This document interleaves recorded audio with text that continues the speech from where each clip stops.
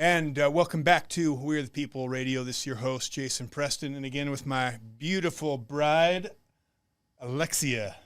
How you doing, baby? Good. Now I'm really confused. You change up the cameras, so I'm looking at you, but I'm not looking at you, and I don't have my headphones, so am I talking? You're doing awesome. Yes. You're like a regular pro. Yes. Yes. Well, the lawsuits got me all kinds of frazzled. Yes, yes. So we got a really cool show. Someone I'm actually pretty pumped about. One of the things I love is like every time we're at the gym, like we see these, like almost every time we'll have like one of these young people come up and say, hey, thanks for what you guys are doing. And nothing makes me more pumped than seeing the youth. And there are so many young people. In fact, on our Instagram channel, when you go through the demographics, the biggest demographic is actually young men, 18 to 24, and it's starting to skew. It's skewing older and older, but it's still that's like a huge block of our followers, and to me that's exciting because these young people, they're incredible. Like honestly, they inspire me. So today I had someone the other day that approached us, and like honestly, like he just blew me away, and Alexia was. I brought him over to Alexia and says, Alexia, you gotta meet this guy. So before we introduce him, I just want to give a quick shout out to Kevin and Catherine Richardson, amazing patriots. They're paying for this show. They're sponsoring, they're helping us fund this, and I just want to thank them. And make sure you're following us on our website. Go to wearethepeople.org and sign up for our newsletter. So again, whenever they take this stuff down, we can still get the info. That being said, Alexia, who we got? We got, I would say the one and only, but I guess there's another one. There's two. the one of two only Kwakus. And I'll let him tell his story because it's actually a pretty interesting one. But are you born and raised in Utah? So born in North Carolina, but grew up in Texas and California, and then came to Utah for BYU. Yeah. And I've been here since.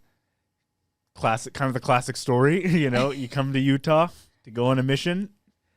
Didn't do that, but was gonna. Yeah, you're on your mission now. yeah. There's a whole lot of other ways to serve mission these days. Yes, definitely. Yes. But yeah, I've been seeing clips of you guys for a few years now. Usually Instagram Reels is where I'd see it, and the first one I saw was. Your famous moment, right? The Jason Preston and Spencer Cox moment that and I was like what's going on here? I didn't know what was going on. I thought it might have been like AI audio. I was like, I don't know what's going on, but that was the first time I saw you guys, and I followed since there. I'm like, this is interesting. This is a really interesting thing. I mean, it's most of the Utah podcasts are very like they're entrepreneurial or about sales or makeup. Yeah. So usually when I see a Utah podcast, it's like, oh, it's a guy from Moxie or Vivint talking about, and this was just so different. I saw, and I think the way you guys brand, like We the People, it's a very forward, exactly what you're getting. So as just they are selling red pills though. They just happen to be free. Okay, nice. Yeah.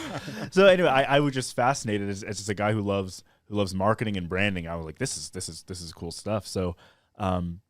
So yeah, I ran into you at EOS. What did you think about that Cox video? Well, so I saw it and I didn't know what to think at first because at the time I was a little ignorant on what is the term smart city? Yeah, okay, yeah. What a smart city is, but basically it's a condensed metropolitan area. Where it's mostly walkable. You don't really own much. You're kind of just renting. So I didn't quite know what it was, but all I saw was, I'm used to the sweet, nice Spencer Cox. Yeah. So when I saw him, like, you guys were like face to face, I'm like, oh, okay, no, Spencer Cox, he's tougher than he lets on. I was like, he comes off as like Mr. Nice Guy. I'm Spencer Cox. And disagree better. Let's all get along. I mean, if you're a politician, you got to have that other side, right? You got to have that. So I was just like, this is interesting, and so I was like, who is this other guy? In my head, I kept calling you Hugh Jackman. You know what I mean? It's like, he's got like a Hugh Jackman look. So I looked up and I saw, okay, so Jason Preston's been around. You know, he's made some headlines, and I come from the, you know, I'm more on the left side of the political spectrum, but I still, I'm very fascinated by. There's a specific Utah constitutional conservative mindset that isn't found anywhere else in the country. Yeah, it's specific I to agree. Utah. Yeah. And as someone who's not from Utah, I'm fascinated by it, right? I'm fascinated by the kind of the Glenn Beck, Tim Ballard world. I'm fascinated by it. So, yeah, I followed, and I'm like, this is just interesting. It's cool to see, and you know, I live not too far from where the development for Utah City is supposed to happen. Oh, wow. So, you know, we'll see what happens. My biggest thing is people have said there's going to be a beachfront property. Yeah. I mean, the lake bugs there are horrific. I don't know what kind yeah. of, I don't know. I know there is the Utah Lake Restoration Project they're trying to do, but I mean, is that going to happen? You know, is that kind of a wishful thinking? Are they really going to dredge the whole lake and make it? I'm just sort of, I'm observing this whole world because I think I just think it's cool. I think it's cool to see. So it's interesting. You actually said you was a leader of the BYU Democrats or a former member of the Democratic Party. I was president of BYU Democrats. Yeah. Wow. And yeah. So were you a fan of Spencer Cox leading up to that, or did you vote for Cox, or were you more on the other end altogether? So I'm slightly lost politically, if I could kind of tell you. So my view is being from Texas, I have the freedom mindset, right? People should be free. Let people be free. So I don't think we should be taking away people's gas-powered cars or their guns. I think people also should be able to marry who they want, right? So I'm kind of into let people do what they want, you know, life, liberty, pursuit of happiness. Kind of libertarian. Yes, besides the weird stuff, you know. Like you guys, do you remember the clip from the libertarian debate where it was Gary Johnson on stage with a bunch of other people, and they asked him, "Do you think people should need driver's licenses to drive?" And everyone else at the libertarian debate was like, "No, do I need a license to put bread in my toaster?" And Gary Johnson says, "I think you should probably have yeah, there probably should be." And he starts getting booed. They start booing him for saying, so I think libertarians could be a real contending party if they just cut off a little bit of the weirdness. A little extreme. Yeah, like the people are like, why there should be no age requirement for marriage. Like, no, there should. Yeah, no, there absolutely should, right? So you got to cut off they're the very weird. loose on all drugs being legal. I mean, there's just like some things that it's like I'm a big fan of live and let live. Like I actually have very strong libertarian leanings. Like I used to be libertarian. Okay, yeah. But some of their stuff's a little bit out there. You know, there's got to be some level of like there's no freedom without right? Yeah, if there is no laws, there is no freedom because you're not free to actually pursue life, right? Yeah. If you can buy fentanyl at Walmart and you know anyone can do whatever they want, you're not actually free. That's anarchy and it's worse. Right. Yeah, it falls apart. So what drew you to become so active in the Democratic Party, leading the BYU Democrats? Yeah, tell us about that. So so grew up in Houston, and Houston's a blue city, but it's not. I do feel like in Utah and Idaho, and even parts of the South, when people think of a liberal, they're getting the late 2010s meme. So they're getting the blue-haired, chai tea, angry. Left. Yeah, you're thinking of that person, and that's not always the case. I mean, RFK was a liberal up until a couple weeks ago, right? So there's a bigger spectrum in a place like Houston, which is blue, but it's still in Texas. Mm-hmm. So your hardcore Democrat in Houston still has a couple guns in his house, right? Your hardcore Democrat in Houston is still wearing his like camo hat, right? So I grew up with I mean, I was a kid during the Obama years, right? So, and my mom is old school. She, she was kind of a Kennedy, kind of a JFK. No war. Life should be affordable. People should have the freedom to do what they want. But we have to hold our politicians accountable. Yeah. And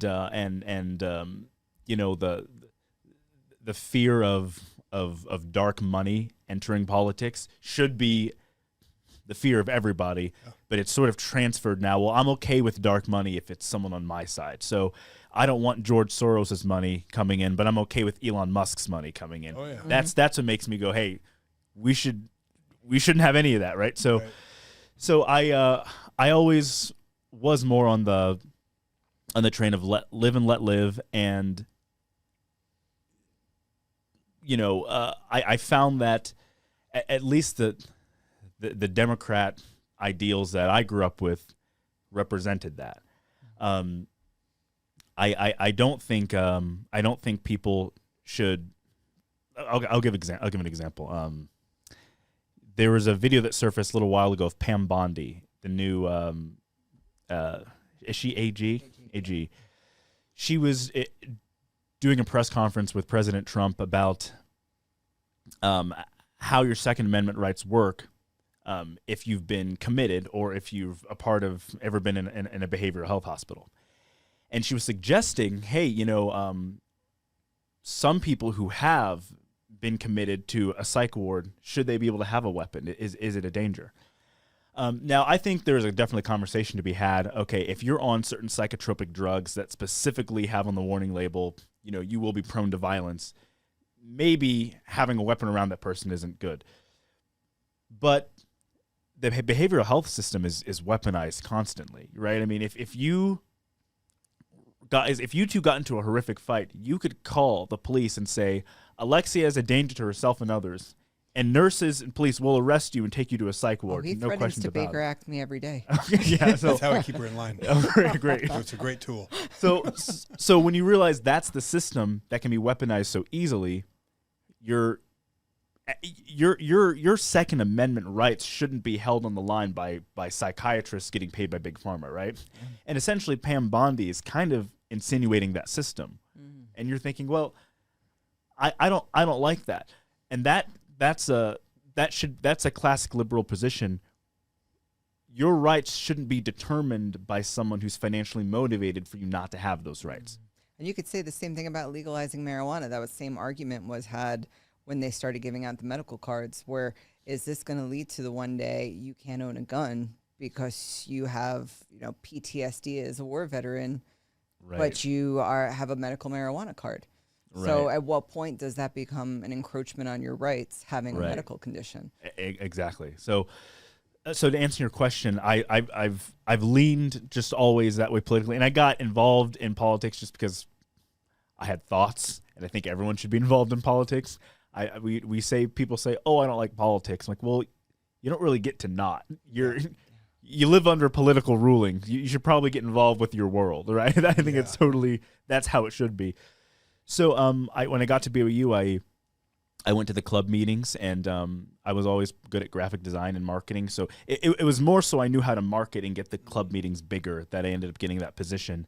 And then I accidentally started a domino effect that led to the weirdest week in BYU history. So can I tell the story? It's actually a funny story, but so that club, when I got to BYU, the club was okay, maybe having 30, 40 people meeting. When I took over the graphic design and social media, it started to grow, and we're talking 200, 300 people showing up to each club meeting. Wow. So it was getting big, and because people were hungry, right? It was Trump was president, so it was a very politically interesting time. So people were involved. So we start doing the club meetings, and I appoint some people to be officers. They all seem normal.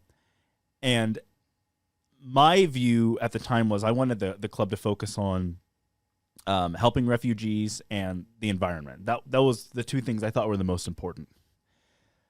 and again, I'm not from Utah, so Utah, everything in Utah politics has an asterisk of church culture over it, Yes. right? So, yes. Well said. so I didn't know, and especially having just left San Francisco, I didn't understand the dynamic at the time between Utah church and Utah LGBT community. I did not realize it was at that tense because I was in San Francisco. I was in the most rainbow city. There's a part of San Francisco called the Castro District. The streets are actually rainbow. They're actually painted rainbow. That's where I was. I didn't know it was such a big deal. So I get here and I realize that it's tense. So the officers want to do events or hold meetings that specifically challenge the church's position on LGBT marriage.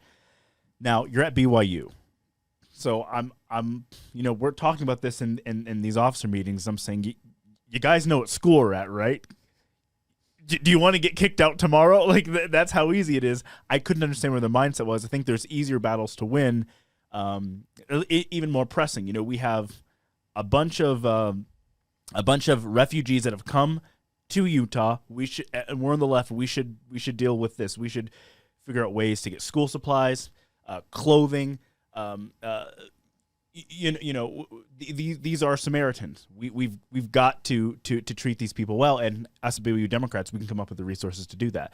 So that was my mindset, and I just didn't realize at the time they didn't really care about those refugees. They wanted some fights with the church. Okay, so what happens is the church handbook. It used to say that LGBT marriage and dating was apostasy. They changed that, and it was no longer apostasy, and it said that heterosexual and homosexual out-of-marriage relations will be treated the same. So most people don't think anything of that. Whatever, it's a church handbook change. Well, the BYU Honor Code is supposed to reflect the church handbook. So what happens when that handbook makes the change is, well, straight people before marriage, they can kiss, they can hold hands, they can date. So can LGBT people do the same thing? So what happens is some students go to the Honor Code office and they ask the director, Kevin Nutt, we can kiss, hold hands, and date now, right? And if you meet, and Kevin Nutt is the nicest man in the state. He's got great energy. He's kind. He's just a nice guy who doesn't want to hurt anyone. So when someone comes and says, hey, if we start dating, are you going to kick us out? He's like, we're not searching on campus to, like Les Mis trying to figure out who stole bread. We don't go have your education. We're not here to make your life worse. That's basically his reply. So the students take that to social media and they say, guess what? Gay students can now date on BYU campus. Within like a day, the New York Times and LA Weekly and all these people are picking up the Mormons allow gay dating on campus, and the people that are spearheading getting this information out are part of BYU Democrats. Okay. Now I'm looking at this, and at this time, I by the time this happened, I'm no longer president. I'm just observing what's happened, and there's the people I appointed were kind of spearheading this gay students can date on campus. In my head, I'm like, big if true. I don't see. I mean, BYU is hardcore. If I wore ripped jeans, I'm getting in trouble at the time. I mean, it used to be if you had your hair too long or a beard. Yeah, a lot. Some would say Pharisaic rules. Okay, some would say that. So I'm like, I don't know if that's true. This is on a Monday. This happens. The information starts going out. People are tweeting and celebrating. You have people on campus, with their same-sex partners, like celebrating, And wearing the rainbows. 2020, 2019? This is right at the beginning of 2020, if I'm not mistaken. So right before COVID. Yeah, so this is literally like the week it hits. So some uncomfortable calls happen at the church office building on Tuesday. And a lot of, you better fix this or else. And, you wonder if the students that were putting out info saying gay students can date on campus now, obviously some were so relieved and they're like, oh, I can be who I want to be. This is great. Some, though, knew it wasn't that easy and did want to cause some trouble. And I do think there were some actors at bad play there. So This happens on a Tuesday. It comes out. Everybody is talking about it.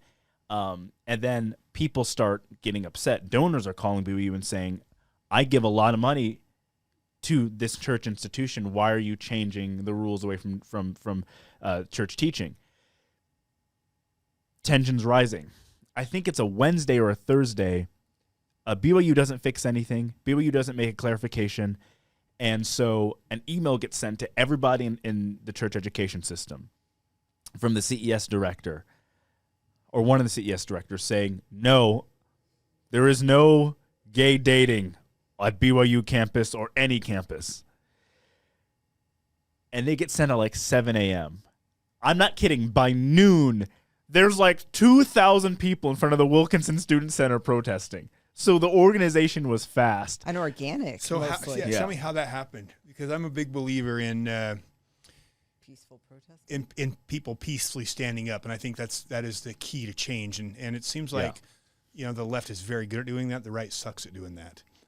And I want to have a huge conversation on the left-right paradigm, because I actually have a very, I don't think it's a unique perspective. I really think it's really the people getting played against each other, and the puppet master is the really one who's stepping on all of us. And I think encouraging the fighting and the war while the people above us are getting out of control. I mean, that's the real The crux red of it. ants and the black Right. ants. Yes. So yeah, how did that happen? How did that? First, it was extremely organic. It was the students, some who were involved in the offices of BYU Dems, and then just their network had big followings, especially on Instagram and Twitter. So they put it out there like, we are protesting, we are protesting. It only took a few hours. I mean, in front of the Wilkinson Student Center, it was packed all around. And you had certain classes were getting canceled because, students just felt uncomfortable. And you had students saying, okay, I've come out and I'm dating my boyfriend or girlfriend. Am I going to get kicked out of school now? Did I get played by the school? So they're thinking the school just tricked me so they could kick us out. And you have other people saying, I came here because I wanted a conservative church environment. Am I getting what I paid for? So everyone's a little upset, and everyone's upset at BYU. And poor Kevin Nutt is just in his office like, I was literally just trying to be a good guy. I'm not here to kick anyone out. Just get your education and go. Right? That's his mindset, which is the normal mindset to have. But it became a personal issue for pretty much everyone involved, regardless of what side you were on.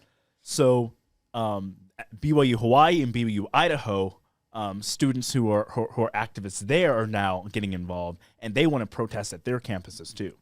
So what happens is social media, and you have people coming in from Arizona, from Boise, Colorado Springs. People are driving miles so they could be a part of this BYU protest. Journalists are there. And then there's an online hashtag called DesNat. You guys never heard of a DesNat? It came from Twitter X. It stands for Deseret Nation or Deseret Nationalists, and they're just old school. Very very big. They'll have like on their banner photo like a picture of the Family Proclamation or something, right? So you had those people decided to come as well, Family Proclamation people, which obviously made it 10 times worse, right? So you had DesNats coming to protest the LGBT people. And then obviously the group that thinks we're all wrong, some evangelical Christians showed up to say, both of you are wrong. So you have the evangelical Christians making the Mormons mad, the DesNats mad, and the LGBT people mad. Like, this is a perfect concoction of the worst thing ever, okay? The scene I'm picturing in my head, have you ever seen the one in Anchorman where all the news networks get together? Yeah. So I'm walking by, and one person goes, "This is his fault." And I'm like, "What did I do?" And he comes up, it's like, "This is your fault because you put," I'm not going to insert the person's name, "in charge of BYU Democrats after you, and he started all of this." I'm like, "Well, you're right. You're right about that." So it's just a nightmare. They start planning to make this protest go to the Salt Lake Temple, the church headquarters. I think that's a Thursday. So they're gearing up. People are getting on the front run are going to protest at the Salt Lake Temple. And they get there, but the crowd isn't as big, so they plan for Friday to be the big protest day. What happens Friday? All the warnings for COVID-19 hit. An earthquake happens. Moroni's trumpet falls out of his hand. Biblical. So the entire That was biblical. it felt biblical. It was really. I was like, this is a plague, yeah. So the whole thing, the whole controversy ends because everyone's got to get inside, social distance, and there's an earthquake going on. So what are your thoughts on when that? What's going through your head when that happens? See, I mean, I was like, come on. I don't. It was so strange because I think I have contradictory complex thoughts. I kind of have layered thinking. So I think on one hand, the church doesn't quite know, like the church marriage ceremony, theologically speaking, doesn't know what it wants to be. For example, Joseph Smith taught that all of our spirits are eternal, that we were never created. Brigham Young taught that the highest layer of the celestial kingdom is to create spirit babies, to create new spirits. Those two views contradict each other. And right now, the eternal marriage ceremony, people don't know, are they getting married to create spirits or at the highest layer of heaven, or are they not? We don't really know. And the lack of clarification about the theological implication of the marriage ceremony in the temple, because we don't know what that is, it creates reasons for debate and protest. So Do you think we'll see gay marriage in the temple at some point in our lifetime? I don't know. I do. I think it's likely. I think we're likely to see more church denominations come out of the LDS church Like first. sex? I think the church is moving very as slowly as possible, but aggressively that way. Their communications director they're hiring, I think they're definitely moving that way. Towards an activist type mindset? Well, Or- again, it's no, the church has become much more progressive. Globally with United Nations, there's so many ways, what they're doing with their funding. Like the church is definitely their stance on COVID. I mean, the church is definitely shifting, and I think a lot of people see it on both sides, and I think it's causing a lot of confusion of what is this church? Is it this is what it is? It's what it's always been, or is it now shifting? And it's shifting. I think that's where the real damage is because like you look at the Methodist Church, the UMC came out and said we are going to ordain female leaders and we have LGBT marriage, and people said okay, that's their position. But when the position is kind of clear, but it's not clear, it really just it can seem unfair to people that, hey, I want to know, is my church allowing same-sex sealings or not? Or if a gay person, can I be married to my partner in this church or not? We deserve clarity, and I think the lack of clarity is where people get upset. 100%. I mean, the church has been very unclear. I mean, even things, again, like, again, I'm definitely more on the right, and I'm not. I don't want to have a debate. That's not what I'm here for. I'm very interested in your perspective, and I think our audience loves hearing it too. But like, I'm very much against like the trans drag shows in front of the kids. I'm against those things, and yet the church is very silent, on these things. So the church has been very much sitting on the sidelines on a lot of this stuff, and because it's sitting on the sidelines, I think it allows for, where is it? Is this stuff okay? Is it not okay? And well, all I'm saying is what's allowed a lot of this, what you're talking about. There was no earthquake until people got to the temple, which made me think okay, I was like, maybe I need to be a little more temple worthy, because I was like, maybe there's something to that weirded me out. I was like that, and that scared everybody. Everyone's like, maybe we'll keep the protesting. So did it? I guess obviously shut it down. I mean, protest. No one's going to protest in the middle of an earthquake. It wasn't that crazy. No, but it wasn't that crazy. But it was an earthquake. But it was a message. And the enough COVID for the at the Angel same Moroni's time. horn to fall out. I mean, that was like kind of like we're like, what's going on? Well, I mean, it was like very. We were at home when it all happened because it was early in the morning, and without even knowing all of this was going on, you just know that there was a message. You don't know it was a message to everyone who felt it. But And in the whole country, I mean, everyone. I mean, that was the first day. It really, the government said, "Hey, this disease is here. Everyone needs to." So people didn't know what to do. So yeah, that's how the whole thing ended. So there's no actual moral ending to the story of which side won out. It just went quiet. Well, it kind of It kept just going. went quiet. So tell us this, because this is a very interesting prologue into, because we're going to talk about David Levitt. So David Levitt's been huge on with our listeners and huge in Utah lately, and Shalom speaking, and there was a lot of unfortunate drama and a lot of tension with the political clubs at the time because there was such tension with the church and the LGBT community, and rightfully so. People have been mistreated, so I totally get that. So I leaned away and started doing more stuff in events. I fell in love with events and ticketed business. So I started an event brand, and I'm looking at the COVID stuff, and I'm going, okay. I get this. I understand we need to socially distance. A couple weeks, fine. But then it turned into a few months. Remember, 2 weeks to stop the spread. 2 weeks, yeah. And I'm going, this is weird. But I start getting upset for actually different reasons. Okay, I started getting upset and getting allies with conservatives because I'm publicly saying this is ridiculous. And the people on the left, on my own team, are getting mad at me. And they're saying, hey, you need to stop speaking against the lockdowns. People need to lock down. But in my head, as a liberal, I'm going, small businesses are being killed right now, and the billionaires are actually getting richer. Yep. Amazon is doubling its net worth at the expense of all of its competitors.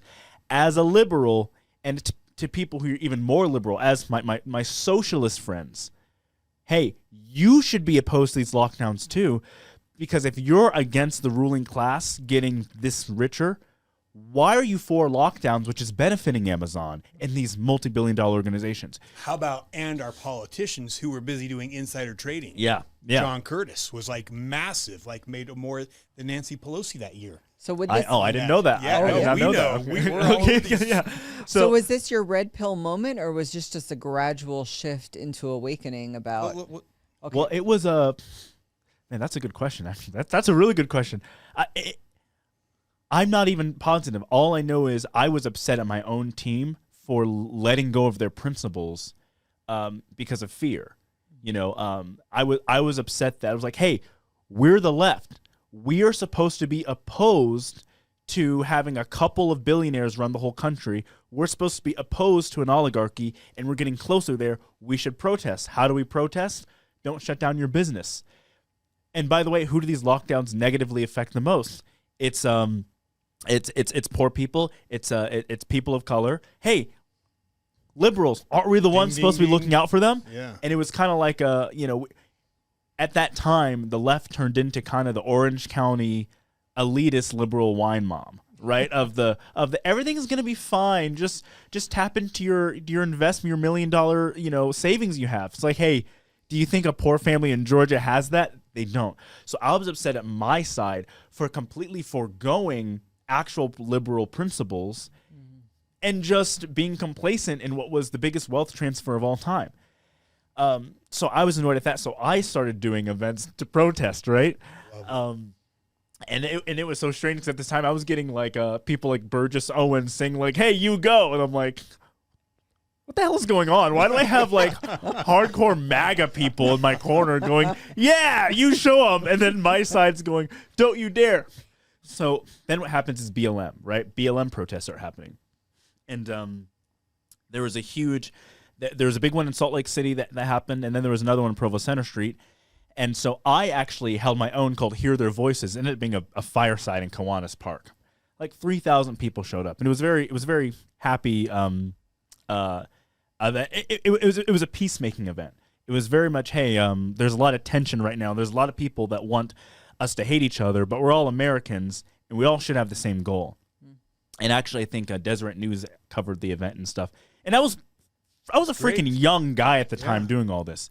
So we do this event. Everybody gathers. There's no problem. Okay, so we can gather this way, but any other way you can't gather. So the discrepancies also started to annoy me, and I kind of started to feel like this whole thing was a sham. So,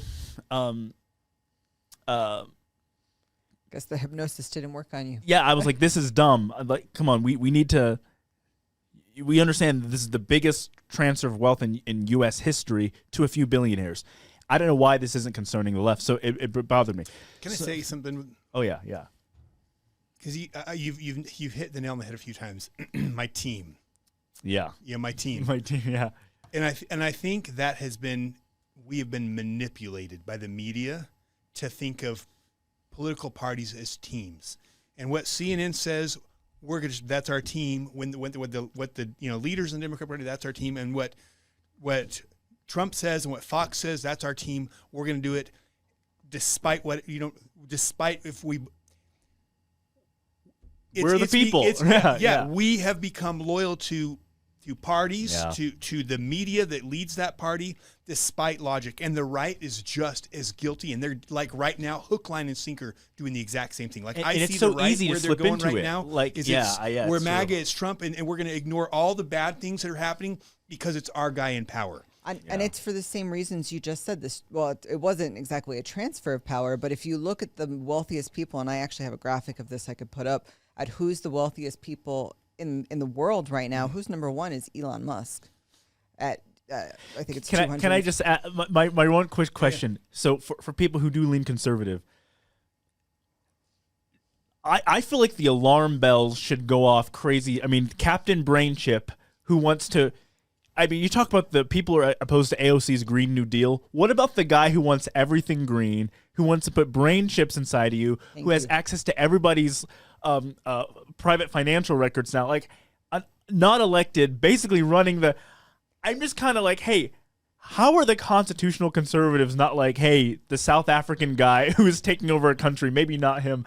I just don't get it. It's because of that. It's because team. But like I said, like I look at the people surrounding Trump, and I see a lot of terrifying people. Larry I see Ellison, the agendas. same I see thing. agendas, and here's what I see. I see we're all worried about girls in bathroom sport, and Trump comes over, and we're not going to have any more boys and girls. And again, of course I agree with that. But meanwhile, what's happening is they are bringing in what is known as AI governance. It is literally the new world order, and we're so busy saying rah rah rah that no one's looking at what's actually happening. Been And it terrifies me. Yeah, and I think you're hitting the nail on the head. Is it's worse, and that's what they want. It is the people. It is the same story. It is the elite versus the ruled. That's who we are. We are the masses, and the men. And until we stop thinking that it's right versus left and it's the masses versus the elite, they will continue to destroy us and put us at war with each other while they continue to amass more power. And that's what pisses me off right now is you're right. Nobody sees it. Well, and at the time, and I do agree. I think we're so programmed. It's easy for us to slip into the tribal mindset because I do it all the time. Programmed is the exact right word. So I do it all the time. But then you take a step back and you're like, You think Jeff Bezos actually cares? Like he's making money from both. He does. It doesn't matter to him. Watch how these guys were, Bezos and Zuckerberg. They were all left wing. Now Trump's in power, and now they're all right wing. Right. They'll go wherever the tide is. Well, for the money. But where they go is the power, and the end goal for these people is where we have nothing. It is Hunger Games. That is what is coming. It is AI governance.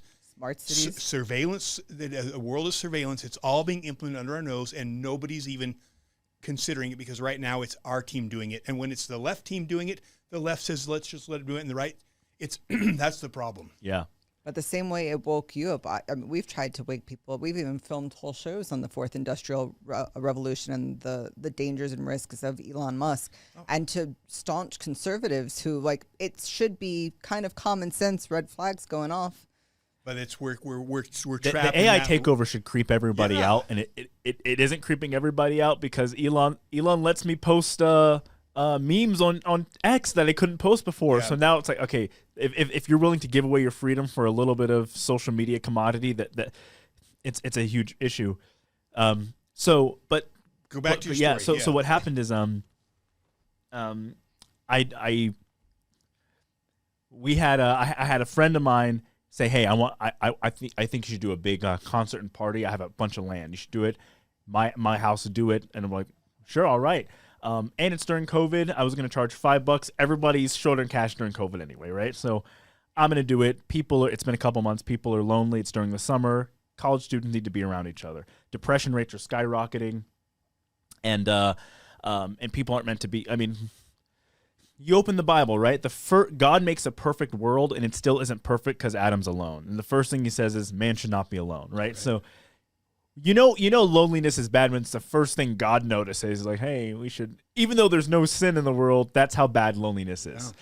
So, I am like, people need to gather. So, we start organizing this event, and it's going to have, we're planning on 100 people. We're not planning anything massive, but it gets canceled, but the flyers have already been put out, and I'm like, oh, crap, what do I do? Well, another event company called The Tribe at the time had some events planned that had all gotten canceled. Shout out to Eric Little. So I realized, I'm like, man, my event's going to get canceled if I'm not careful. So I find this abandoned Delgatti dealership. And across the street, there's actually an event center that was willing to do it. But I knew if I put on the flyer the event center, people would call them and say cancel it. So I put the address of the abandoned Delgatti dealership on the flyer. Oh, smart. It happens to be that it was 2 blocks away from the Department of Health. I did not know that at the time, right? It happened to be. So it looked like I was mocking the Department of Health, saying, hey, you can't stop me. It just so happened to be that way. So people are commenting, we keep calling the building, but nobody's answering because it was abandoned. So we do this event, gets all over the news media, gets everywhere. And I'm like, good press is and bad press, it's still press. We can make this work, baby. So I'm totally fine with it. The brand awareness is being built. And you got to remember, it was an alcohol, drug-free dance party for like 120 people. When the news showed up, and they're like, how many people? And I was like, oh, 3,000 showed. Like, I was being so sarcastic because you could look at the video and tell there was maybe 40 people in the room at the time. So I was just having fun with like, guys, this is ridiculous. Thinking it's probably going to be over so we can go back to our lives. You know, fall semester comes around, and then BYU throws everybody under the bus. They decide, yeah, let's have Provo needs student housing. I mean, that's such a big cash cow. All those 30,000 students that are at south of campus and north of campus, Provo can't just have everyone do online classes from home. It's going to disrupt the economy. So Provo City and BYU say, okay, you know, we're going to have classes. We're going to have classes, just don't mass gather. What do you mean don't mass gather? That's BYU and UVU. This is the most condensely populated part of the state where all the young people are gathering, and you don't think there's going to be any outbreaks or disruptions? Like, give me a break. Give me a break. So all the students come back, and of course they're hanging out. It's been a summer where they can't see anybody. So yes, they're hot tubbing, and yes, they're partying, and yes, they're going on dates. What do you expect? Like, do you actually think people are magically just going to decide not to be together in a college town? Sorry, in 2 college towns right next to each other. So what happens is BYU throws all the event organizers under the bus. Even though I actually I had no large events, and actually none of my events even broke the law because we were doing them at the time in the cities where it was a soft mass gathering rule, but there was no actual law against it. So we hadn't broken any laws. So BYU still, they suspended me, which is fine. Are you serious? Yeah, I got suspended for hosting a mass gathering.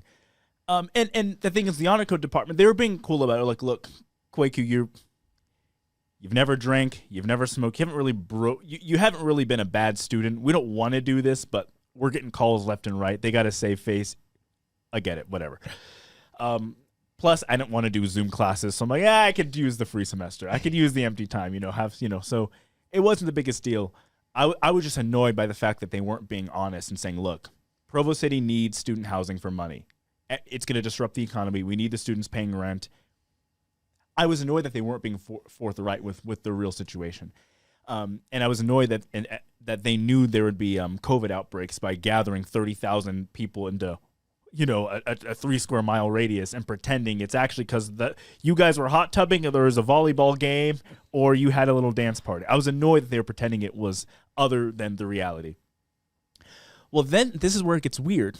One day I have a flight. It's a red-eye flight. I get back home. I'm super tired. I take a nap. I wake up. I got like 60 missed calls, 100-something texts from people. Bro, check the news. Check the news. Check the news. I'm like, what's going on?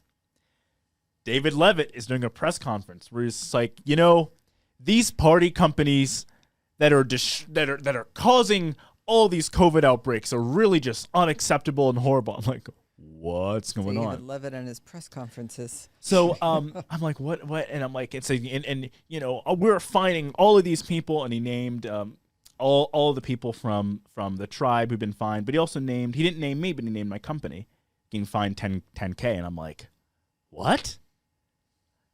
And he was referencing an event at Utah Lake that was a protest event for Halloween that was put out by a group called Utah Tonight, which may or may not have been the tribe. Okay, but it was called Utah Tonight, put out a protest Halloween party. A lot of people showed up. It was a huge success, but I had nothing to do with it. I wasn't an organizer for it or anything. But I'm like, why are we getting fined for this? But the weirdest thing was, I had gotten no legal notification. I got no paper, nothing saying I was getting fined. I found out from the news, which is so strange. It's going all over Twitter, like, you know, people adding me like, time to pay up, idiot, like all those things. I'm like, okay, wonderful. So I'm getting slammed on there and Instagram. I'm like, but aren't I supposed to get a legal notice I've been fined? Am I supposed to figure out from the press? I feel like I'm not supposed to. This happens more often than not. This is actually very normal in Utah. Even Phil Lyman, that's his story from when he got arrested when he organized a peaceful protest down in Blanding for the lands issue down there. So that it's very much par for the course with our system here. Well, the thing that so I finally got a notice like 2 weeks after, but it was after the appeal date, so I couldn't appeal it.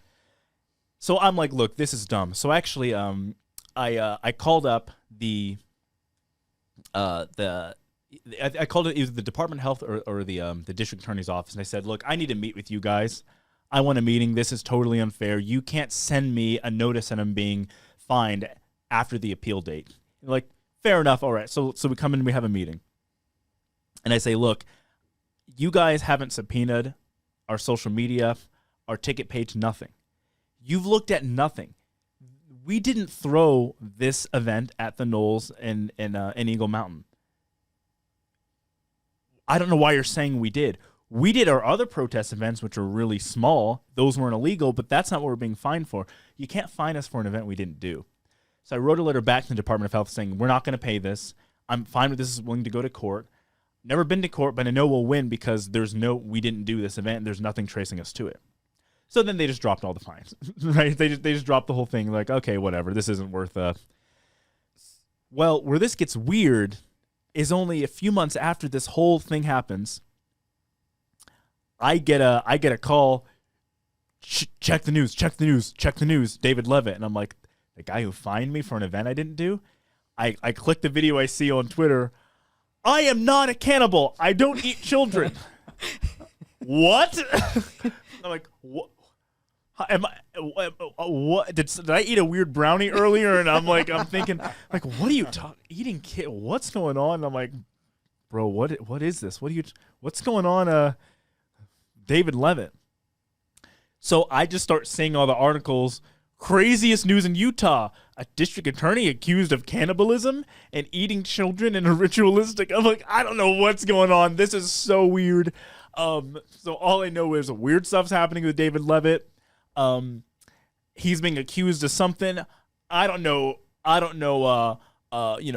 what attorney has it out for him. I don't know what's going on. All I know is weird headlines. And like the guy who fined me is getting accused of eating kids.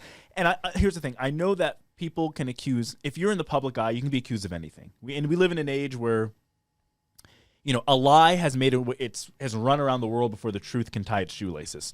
So I'm like, I get it. I don't know what's going on, but if someone says, hey, David Levitt is corrupt, David Levitt is a liar, David Levitt, XYZ,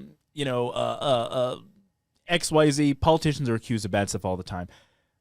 But if someone goes, David Levitt has been punching puppies, you go, all right, that's a weird thing to get accused of, and it's hyper-specific. Especially cannibalism. Yeah, I'm like, people don't get accused of eating people. Yes, right. I'm like, so I was like, this is kind of strange. So that was the beginning of this whole Levitt family being this almost like Epstein of Utah thing.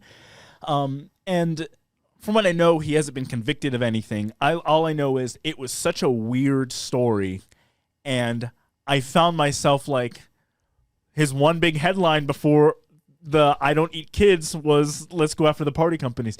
So anyway, that's how I was involved. So it was so bizarre. I know you guys have covered it of that whole thing is so complicated, and figuring out what's true and what's not true is like I don't envy you guys for having to shift through what seems to be one of the strangest stories. All I know is, David Levitt fined me and then dropped it. So that's really my story. But you had a peek under the hood at the dark underbelly of Utah without even knowing it. Well, so, and I don't want to drag anyone through the mud if they haven't, because I know there's stuff going on in court, but like, basically he was accused of being a part of a small group of cannibals. Is basically that's the easiest way to describe it, right? So it's and many of our viewers can go back and see the Shadows of Power series, but it's a ritualistic abuse ring that's allegedly going on. So there's victim statements online which we've read from that show the different abuse that specifically these three daughters experienced. And since then, we've spoken with several dozen victims with different ties to different people, and it's just opened up a whole web here locally. And he like left the country, right? Yeah, and that's what's weird is like, so he outs himself, right? And all this comes up, and then he just takes off. But here's the thing too, is because after the press conference, all the reporters are asking, there's 15 people named in this victim statements, including yourself. Why hasn't anyone been investigated? You know what his answer was? It's just too crazy. Why would we investigate something that's so ridiculous? And so we're not going to investigate. Meanwhile, one of the people on there, Hamblin, they have it recorded on the Homeland Security. Has it on recording where he admitted to raping his daughter. Well, because the David Hamblin thing is that's not a conspiracy. Like David Hamblin is a predator. He was arrested. We know like that's fact, right? Well, that's there's the been no concrete fact. convictions yet, because all the cases really? keep getting dismissed because of technicalities. Like, for example, we were at the court last week where the first case out of American Fork was dismissed because the Utah County Sheriff's Office withheld information for almost 3 years, and it just appeared that week when they were going to the pretrial hearings. And you can't hold back discovery for that long. So, I mean, you got a real peek into this. So, it's funny you came to Utah back. How many years ago was it? This is pre-COVID. Okay. So I've been here for a little, and I every state has its weird political drama, but Utah's political drama is weirder. It's like as weird as California's. You know what I mean? It's like just strange versions. You look at Utah news, it's like former BYU football player convicted of scamming people out of $50 million. FLDS leader arrested. Man throws his wife in the South Jordan River. You're like, what is going on in our state? Utah is insane, and that's why we're so much against the left-right paradigm, because Utah is Republican, and so it's like, oh, it's Republicans. We don't need to worry about Republicans. Republicans are our team, and it's like festering with corruption. Humans are human. Party, yeah. Power corrupts everybody. I don't care what party you're in; it corrupts everybody. Our whole saying is, our whole thing is exposing corruption. It's not about parties. But it's like there's so much corruption and so little time in Utah. So so I was actually I didn't vote for a governor in this past election because it was Spencer Cox versus Brian King. I paid attention to that. I know you guys don't like Spencer Cox, right? Like I was able to pick that up from the video. Yeah. Brian King is dangerous. So I and I might sound ignorant here, I don't dislike Spencer Cox. I think he's been a normal governor, at least from what I see. But you guys, I want to hear your thought, because to me, he's just been like the tech bro of the governors, like expand the state and bring in companies to build capital. Well, that's kind of how. I understand why you would think that. That's all the messaging. That's all the branding that's around it. And the reason we know so much is because, whether we like it or not, we live in this cesspool, and we've been able to see under what goes with Jason running for Congress. We've been able to see behind the mask of most of these public figures. And they have teams that can put together messaging professionally. What's do polling? What's going to sell well with the residents of Utah? And meanwhile, they're doing backdoor deals, whether it's congressional or senator or governors. Or taking COVID money, which Utah got insane amounts of COVID money. We've done a show on it, and he's dealing it out to all his buddies and his family, you know, and in return for favors. I mean, the guy is just, I mean, we've literally done shows that are just, you know, 20 different reasons of corruption with him. And I have no tolerance for corruption, period. I don't care if you're a Republican. I don't care if you're a Democrat. I don't care what the little initial by your name is. Like, I'm sick of it. And you look at the state, Best Life ranked it as second most corrupt state in the country. Utah. Oh no, you start peeling back the layers of this onion, and it is beyond corrupt. Well, I know we're the number one fraud state. I know that's tied to it. Yeah, we have a lot of fraud. Has Governor Cox ever has he sat down in like a podcast to clear the air because I know Phil Lyman came after him hard. No, he never will do that. Are you kidding me? Okay. No, I mean we asked him when you saw that 15-minute city. I actually shook his hand. That's polite. Tell me, and I mean it just shows you where he is. I mean he's as long as he's behind the media, as long as no one's challenging him, he'll play Mr. Nice Guy, Mr. Disagree Better. But no, he is. You know, Utah is. You know. People talk about it turning blue. To me, it's not about turning blue. It's turning globalist. Like the only place the United Nations meets outside of New York is Utah, in America. Which Why might is not that? be concerning to unless you understand what the United Nations agenda is.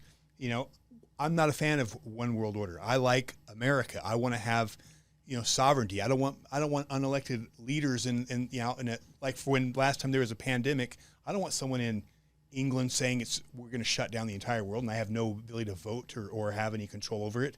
Well, I think we love what you're doing, and I think you're really a great example of just making a difference where you can. You obviously have a ton of natural gifts to organize and to bring people together, especially during times of uncertainty and fear. And amongst the youth, they're always looking for leaders. So I think it's pretty awesome what you're doing. Well, thank you. I appreciate that. And as I understand, you're a recurring guest on Ward Radio. Yes, recurring guest on Ward Radio. You can find me on social media just with Kwaku on. Yeah, but this is cool. This is the most like constitutional set I've ever been on. Like the thing behind you, like this is so. But that's it for us, right? It's not Republican, Democrat. This is us. It's the children. It's the innocent people. It's the regular, everyday person, we the people, versus what it's always been, the ruling elite. And you can call it the left, the right, but in the end, it's the power structure. And what's happening to us is we can't buy homes. We can't afford to live. And all the power is going to the top. Do you think if I rented out like a studio and I was a moderator and invited you and Governor Cox together, do you think he would do it? Depends what weapons do you have there, like boxing gloves or like samurai swords? Mike. He wouldn't. I would love the chance, because you know what, the fact of the matter is I believe we have truth on our side. I do not think his actions are in alignment with what's best for the state, what's best for the people. And I don't think he can argue that, which is why when I brought up the smart city, if there was nothing nefarious, why not just have a civil conversation with me? And does he have a and sorry, I know we have to wrap up, but does he have have they put like his team on social media? Here's what this is actually going to be, and you know, was Jason doing was he creating a caricature of this product? Like, have they done anything like that? You know what he did? He did a hit piece in Salt Lake Tribune, and it's actually interesting because when you read it, the statements out of the governor's office, not the Tribune, because the Tribune interviewed the governor's office, almost everything he said was an exact lie. I mean, I'd be down. I'd be down for honest reporting, for an honest conversation. But the fact that here's what should raise concerns to people. The governor is on our payroll, right? He works for you. He's your public servant. When you go to the governor, who is your public servant, and say, hey, I have a question about something you're doing. And he gets furious, puts his hands on your chest. And then the media, shouldn't the role of the media be to say, hey, why did you act so weird? Let's investigate. But then the media comes and attacks you for asking the question. Tell me your thoughts on the smart cities that you guys are working on. What smart cities? I don't know what smart city. Come join us for Sandbag. It's not a smart city. I don't know what you're talking about. No, we're going. Sure. Look. I know what you're trying to do. I don't know what you're talking about. You don't know? There's no such thing as a smart city. You have it on your So website. stop making up stuff. Okay? To try to why make me don't look you- bad. You're really good at this. You make up shit and then you try to make us It's look on your bad. own website. Okay? How about I don't have a website about this. Why don't you have a okay? conversation about it? Because you don't like to have real conversation. I'm right here asking you for a little bit. And I just why don't you come on? I just told you that there's no such thing as a smart city. We're developing a new piece of land for the state, okay? That's what we're doing. They have open meetings. You're welcome to show up and talk to them. It's an independent commission. There's all kinds of people working on it, all kinds of elected officials. There's I know there are. you like to make up these conspiracies. It's great for you. I know it's good for your brand. I hope it works for you, but you don't get to make up shit about it, okay? You So and good what luck, you're doing, okay? The World Economic Is that a Forum. chess I've never even heard about it. chess I've never even heard about it. You probably never read 1984 either. I read 1984. Let the when I governor was a speak. kid. The governor can speak. We gotta go. Let's try and recap. I've read 1984 3 times. It's great. You're bringing this come on, I want you to have a conversation. Laugh. Are you Hey, Spencer, why don't you come on the show? Have a conversation. Come on the show, Spencer. Does that seem American or It- concerning? Yeah, the whole thing was it was strange. I think from like someone who obviously outside the situation is my first assumption was you guys had prior history. No. That was my first assumption because I'm like No. something happened before, but you didn't. It was just That was- immediate. That was the first immediate- conversation I've ever had with He's him. not a scorned lover. Man, okay, so well. That's so interesting because it's not really a subject anyone's talking about anymore. It's just like, yeah, we know Utah City's happening. The way we were told it's basically condensed metropolitan area. But yeah, I'd love to like maybe a different podcast. You can say, hey, here's what's creepy about it. I'd love to. I would love to because I think if people understood, and I think the media does a very good job not showing the people. I think this is again a whole nother conversation, but the media is not our friend. I don't care for the right or the left. The media, and if you want to look at why Utah is so crazy and why there's the crazy corruption, it has to do with the media. And it's whether it's KSL or if there's one thing they will do, they'll play the left-right narrative. But what they will not do is ever expose corruption at the top. And I don't care church, I don't care state. They will never show. And the media is not our friend, and they do not give an accurate representation of what those smart cities are. But all you have to do is look at China. You know, if you get caught jaywalking, your social credit score goes down. If your social credit score goes down, you can't buy certain things. It affects all your freedoms, and that is what the smart city is. And look, if it's just a smart city and like New York City, and it's just convenience, love it. But that's not the world we're heading into. Power is starting to get more concentrated, and surveillance allows them to control people like they've never been able to control. And we've seen what tyrants have done through history with the power they have had.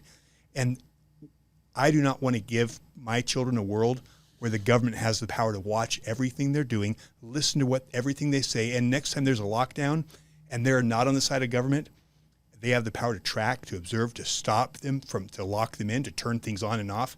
That is way So too basically, much power. that's what the city is based on the info you've gotten. It's Modern day concentration camp. Yeah, no. If you are not aligned with the state, I do not want the state having that kind of power. I want the people to have the power. I want us to have as much autonomy as we want. And the last thing I want is to create a world where my children, where the government has that much power. Because again, our founding fathers, that was the big thing. They knew people in power will always abuse it. That is human nature. Yeah, This has been a story, whole human history has been a story of the masses versus the elite. For 200 years, we've lived in freedom that the world's never experienced. And we just naively think that can never end. All we have to do is look at COVID. and see how much power was amassed in the state and how they abused it.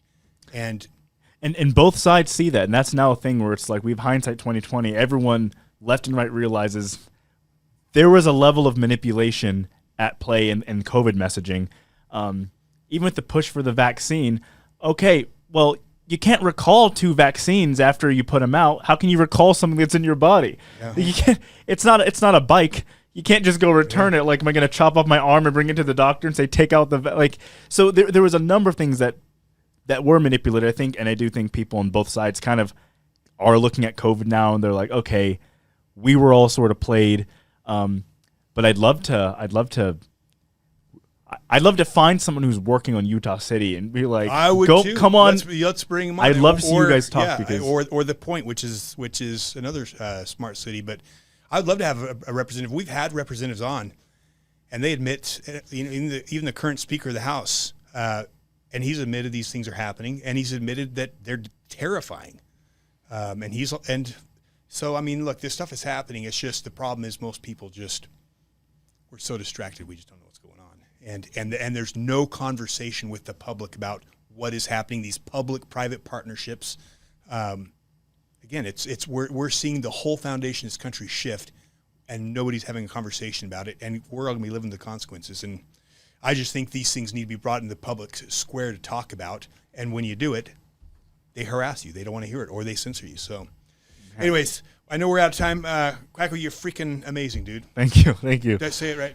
Kwaku, it's okay. Kwaku. It's like Sorry. Quaker Oats. No. Instead of you think ooh. Kwaku, you're amazing. Honestly, You called him Quaker? No, I tell people that's how you remember it. Kwaku. Yeah, you're amazing. I just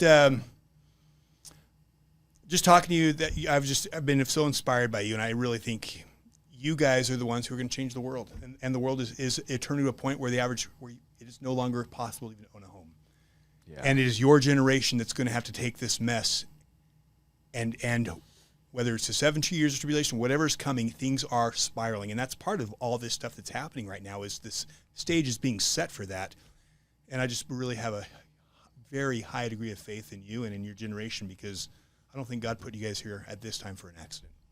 Well, I appreciate that. I hope not. I hope we can stop the incoming oligarch and we can put some measures in place that BlackRock can't buy up entire neighborhoods. People should be able to have homes. I mean, you want to stop my last thing is this. You want to stop the crisis of the repopulation crisis.